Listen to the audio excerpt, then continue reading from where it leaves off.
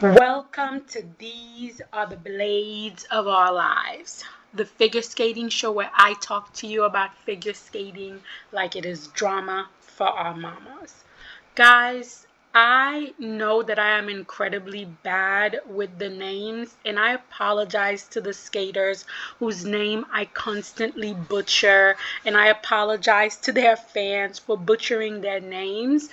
I'm so bad with names, and because I know I'm so bad with name, it's almost become like this anxiety inducing thing for me. So whenever it comes time for me to say the names, I would literally just tense up, which would make the names come out even worse.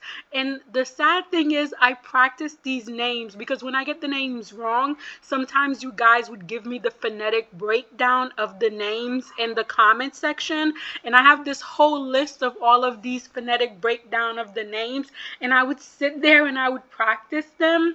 But then when it comes time to make the videos, I would get so into the videos, and then it would be time to say the names, I would tense up, and then the names would come out all wrong. But I do always put the names up in the video so you guys can know whose name it is that I am butchering. But I am sorry to the skaters that I'm constantly butchering their names, and to their fans.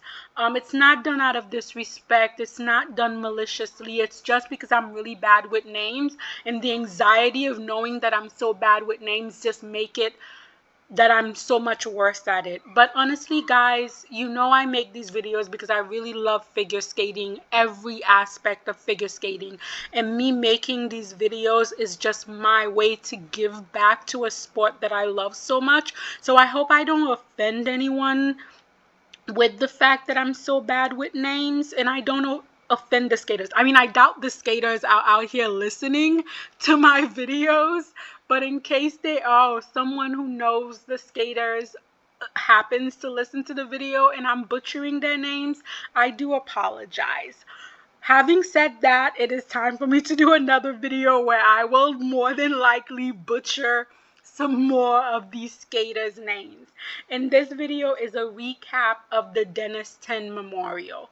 I always watch the Dennis 10 Memorial because it means so much to me, because I was such a huge fan of Dennis 10. He was such a special skater. You guys know I have this aesthetic of skaters that are just dear and near to me. You know, the Jason Brown, the Satoka Miyahara, the Michelle Kwan, the Aljona Kostanaya.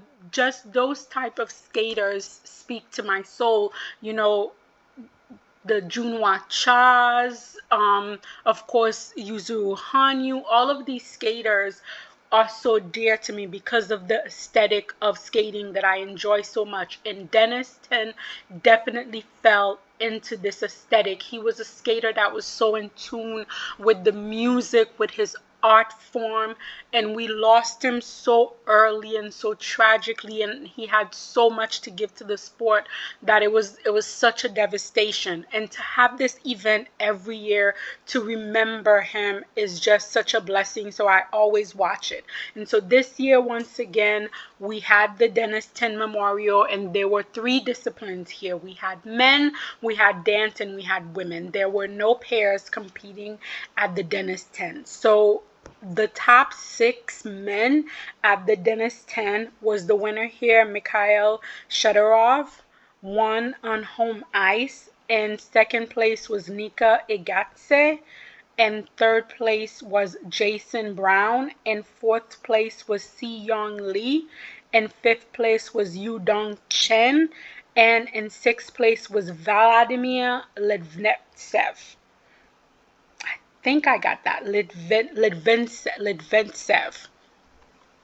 This competition was actually pretty good, with it being so early in the season for men. Starting with the 6th place skater, Vladimir, he grew out his hair. He's doing a whole new hair look for the Olympic season. I was okay with the short program, and then we got to the long program, and I'm not quite sure what's going on with this program, so anyone who knows, feel free to tell me. But I'm getting like hitman, like he just murdered someone and he's cleaning up the body and that's why there's blood all over his shirt. I could be wrong, but I was so distracted by the bloody shirt. Whatever was going on with the shirt was so distracting that honestly, guys, I don't know what happened in the program. So if somebody could tell me what this program is about, I would love to know. Yudon Chen, I felt Yudon had a really good outing here for him. He came back from, injury 2 years ago. He's struggled throughout these 2 years. He's trying to get his squad consistent. He wants to be the top man in China. It's been very difficult for him. He takes these really hard falls sometimes that just look so incredibly painful. So just to have him not take one of these hard falls here, I thought was amazing. And then Sion Lee, wow. I know Bolero is such a warhorse. The short program was nice, but I'm going to focus on the long program. I know Bolero is such a warhorse, and my thing with Sion has always been the fact that he does all of his jumps with both of his hands over his head. And that, to me, I feel like if you do 2 or 3 jumps like that, it's fine. But if you do every single jump like that, it becomes a little redundant. And he does that like almost all of his jumps with both of his hands over the head. But for some reason, in this Bolero, it works. He feels the music in this Bolero. He is feeling himself in his one-piece jumpsuit. He is giving us choreography. This is, I think, the best I've seen Sion in a really long time. And I was really happy to see him perform so well here. Jason Brown, I know there's going to be an outfit for the short program. I know I'm going to love this river dance. I love it now, but I feel like I'm going to love it so much more. That step sequence is to die for. I cannot wait to see this at an Olympic. Again, I know this is a repeat program, and it's a program that he's already competed at the Olympic. But to have him compete that program at his first Olympic and to have him compete at what will likely be his last Olympic is such a conclusion to his story that I just think it's going to be amazing. The long program is a beautiful Jason Brown lyrical program. And the problem with Jason Brown is that he has given us so much greatness over the years that we are now spoiled. Yes, I know that is absurd to say, but because of how much greatness he's given us over the years, we are now spoiled that even when he gives us this really good program, we're like, there could be something more. We want something more. There is a greediness to us that wants something more, even though the level that he is at is a level that no one else competing at this moment could reach. Yet greedily, we still want something more, and that is absurd. I am amazed at how good he looks technically so early in the season. This makes me both incredibly happy and incredibly anxious because part of me is like, yes, the triple axel looks stable. It's gonna only hopefully improve as the season progress. All of his triples look solid. This is a good trajectory.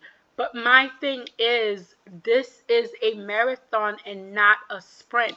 Can he literally keep up this level of technical competitiveness throughout the entire season? And I don't even mind if there's ups and down and up and down, as long as when we get to Milan, when we get on that Olympic ice, he is able to deliver the performance of a lifetime, of a career. That is all I'm asking for. And so now I'm incredibly happy at how good he looks technically and incredibly anxious about how good he looks technically so early in the season. We're just going to have to go and see. Nika Igatse, again, is not a skater. that is aesthetically appealing to me. I'm not really a fan of either of his program, either the short or the long. There's also there's nothing there. But what I will say is Nika is one of those skaters that does have a really sound jump technique, that when his jumps are on, they do look easy. However, he's also one of those skaters for me, when his jumps are off, there's nothing else to watch. But he was relatively clean here, so rightfully deserves second place. The winner here and on home ice was Mikhail.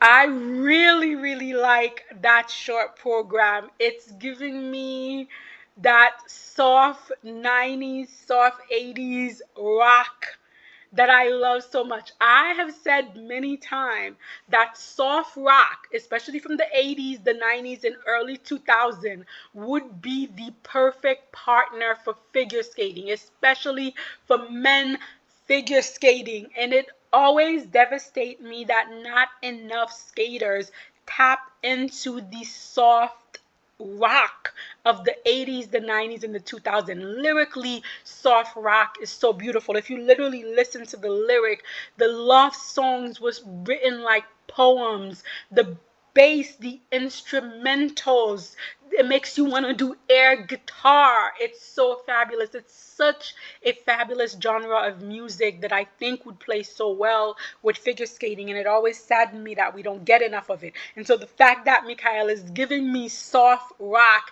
and he's doing it in a way that's so effortlessly cool. There are skaters who pick songs to be cool, and you could see it's being put upon them, and then there are skaters who just skate and they are cool and they're skating, and this short program just shows how laid back and cool Mikhail is in his skating, and I love it for him. The long program, it's gonna come together. It's gonna come together. I believe in the vision.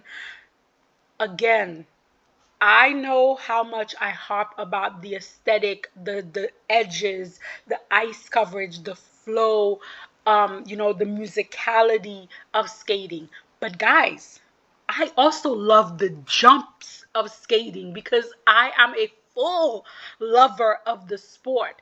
And for me, Mikhail, who comes out of the Alexei Mishin school of jump, that generation, whereas his coach was a student of Alexei, and now the coach is past, who he himself is a champion, is now raising another generation in that same incredible jump technique. His jumps are so effortless. They're so light.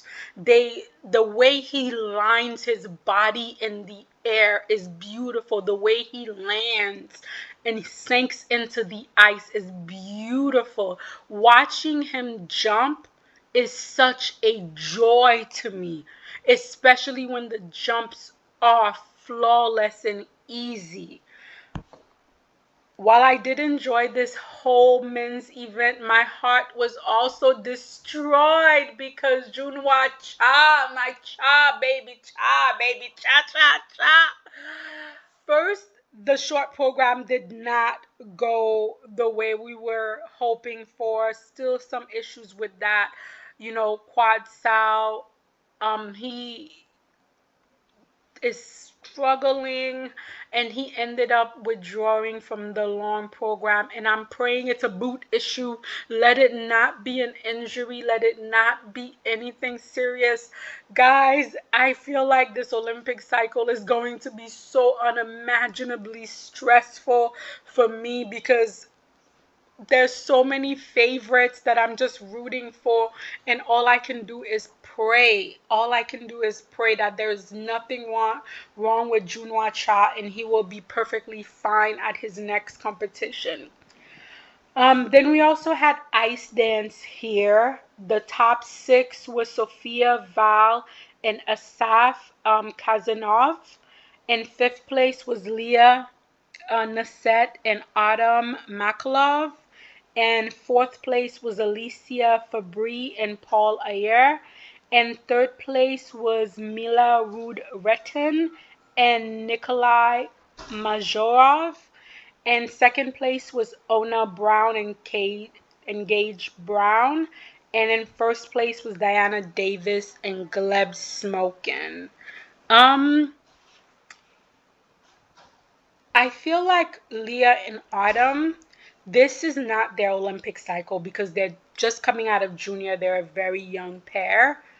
But there is something there that I like about this pair. There's almost a fearlessness to try new things that I think is going to lead to a lot of growth for them as a pair if they can continue along that line. They also have a lot of some interesting, innovative lifts that I want to see how they grow, but they do need a lot of polish. A lot of their skating feels a little rough, feels a little ragged.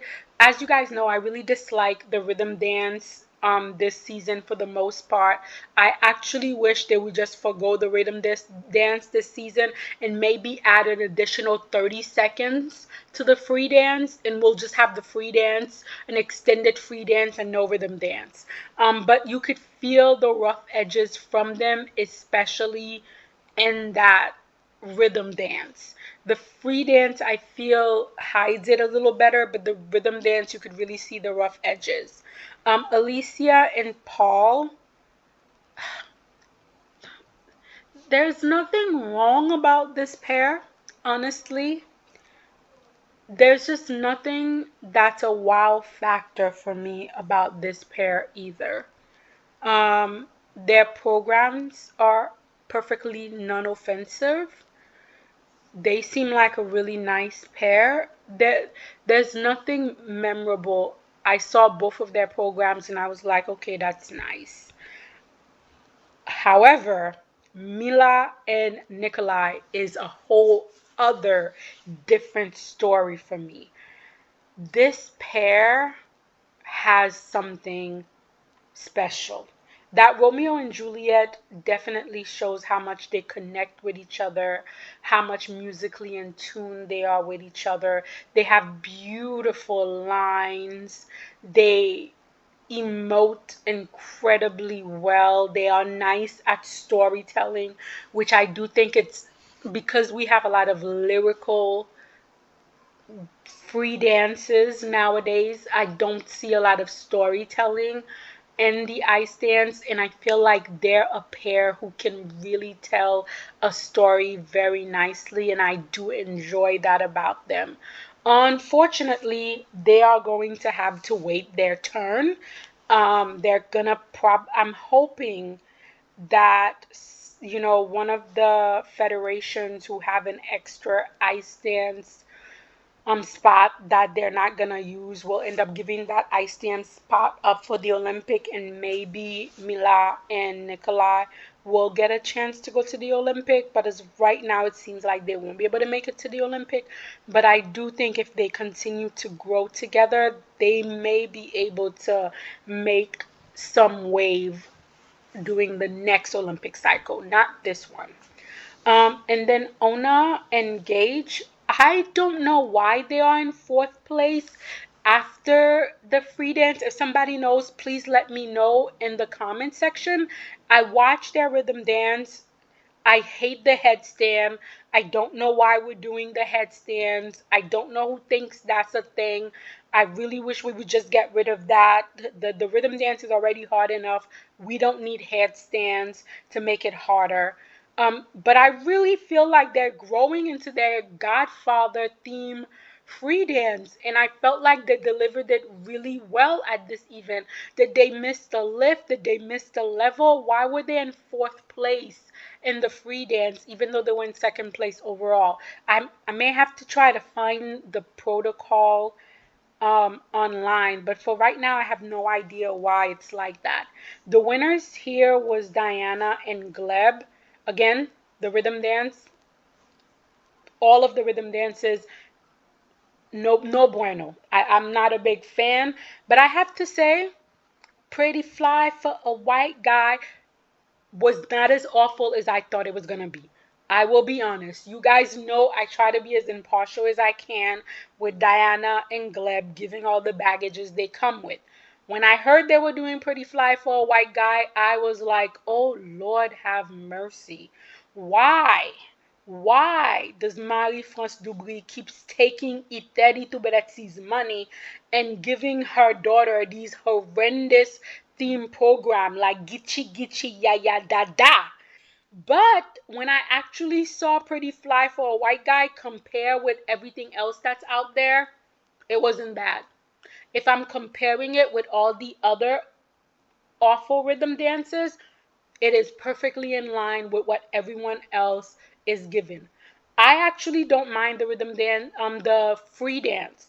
I think out of all the free dances that they've gotten out of IM, and I'm thinking they got this one out of IM unless IM started to, outsource some of their choreography from other choreographers. I would say this is the best program that IM has given to them. The program is more suited for Gleb because he's the stronger skater of the pair. He has more of the lines, he has more of the edge, but because it's more suited for him, you're focusing more on him and you're not seeing the fact that Diana is skating on a flat edge as much. And also to also give credit to Diana, you could see that she's put in some work over these couple of years. You could see that, her extension looks better. She arched her back a little better. She's putting in the effort to better match Gleb, and I appreciate that. Again, if she's going to get the Iteri Tuberetsi 10-point bonus, I like the fact that at least she's putting in the effort and the work to earn some of that bonus point. So all in all, not a bad outing for the ice dance. And then the top 6 in the women were Amira Eramatova. In 5th place was Yuzuru. And 4th place was Josephine Lee. And 3rd place was Madeline Skizas. I think I'm saying that right. And 2nd place was Unsu Nyun. And in 1st place was Hyen Lee. Now, I saw that Amira has a quad. Was it a quad toe or quad sal? I can't remember. But the quad did not look bad. It looked like it was like 95% rotated in the air. She did a little bit of rotation on the ice, but 95% of the rotation was done in the air. And this looked like it had speed going in. It had speed coming out. There was good height. She looked straight in the air. There was good, ice coverage coming out. Maybe, guys, maybe. So I'm definitely excited and looking forward to, what Amira will give us in terms of this quad.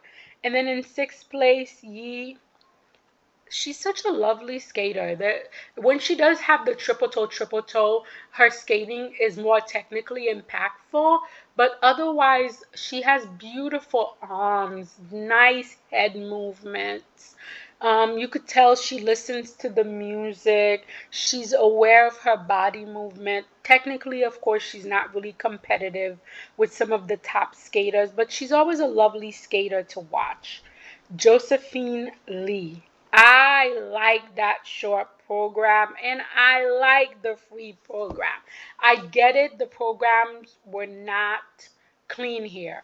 And the under rotation of her jumps is something they probably need to get a jump specialist or maybe work with another coach so they could fix the under rotation of her jumps because there's so much potential there in terms of her skating. She's definitely got attitude. She's definitely got ice presence. She definitely could be in the conversation next Olympic cycle if we could fix the under rotation of her jump because that is the major issue. Madeline continues to struggle. The short program was okay. It wasn't so bad. It was okay. The long program is always where she loses it. She just doesn't have the stamina to deliver all the jumps. So you get like somewhere between pops and falls is what you have. But then again, it's really early in the season, so I know when it comes time for the Olympics to go down, Maddie is going to get the job done at an Olympic. So that much I know. The only problem is that the Canadian women are really starting to heat up for this Olympic season, and Canada only has one spot.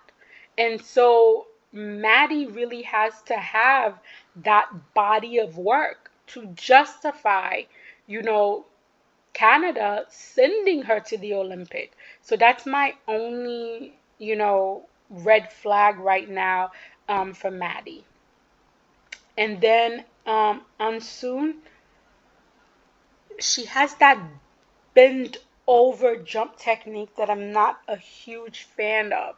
But when she doesn't do the 90-degree bend, you could tell there's height, there's length to her jumps. I don't get a lot of emotion from her. I don't get a lot of connection from her.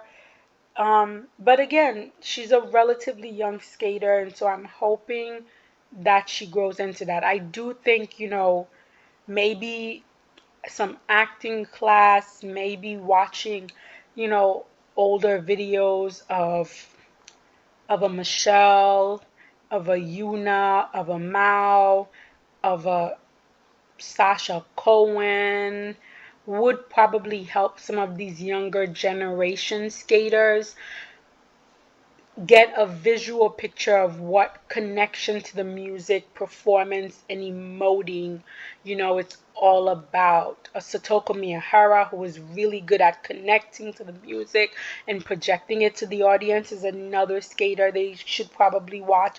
I feel like all of that would probably benefit a skater like Insoon, who has the technical capability, but just you doesn't have the ability to make the audience connect with her because she seems somewhat disconnected herself. And then the winner here, Hyen Lee, I love the short program. So the short program, My Way, I think this is the second My Way because I think Wakaba is also doing another cover of My Way. I think it works. That dress is gorgeous. So packaging wise, she's on it. I think the tempo of the music works well. It allows her to just smoothly get through the program. Her jumps are still a little under rotated. She's just definitely going to have to work on the elevation in terms of her jumps, but her spins already look good this season. The steps already look good. And then we get to the long program, the common. I don't know if Hyen has it in her to give me Carmen. When I think about Carmen, I think about Ekaterina. I think about the diva of all ice skating diva. And I want you to give me a Carmen. I want to feel it. I want you to feel it. I want you to be like, I'm the baddest to ever done this. And then some. I want to feel the pepper, the spice.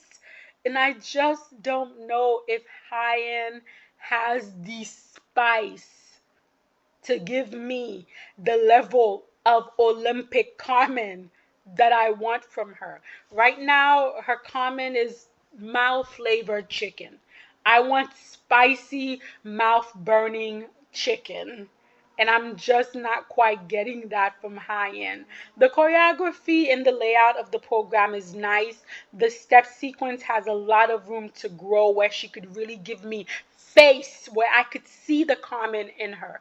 I know there's potential there. This is early on the season. This is her first competition. I don't want to say she can't give me Carmen, but I am saying I don't see it yet. But I believe in Hyen that maybe by the end of the season, she will give me Carmen like I've never seen Carmen before. But altogether, like I said, I love this event. This is such an incredible event honoring the memory of Denis 10, one of my favorite all-time skaters. So it was such a joy to see all of these skaters come out and perform from this event. But you guys let me know in the comment, did you also enjoy this event, the Denis 10 Memorial?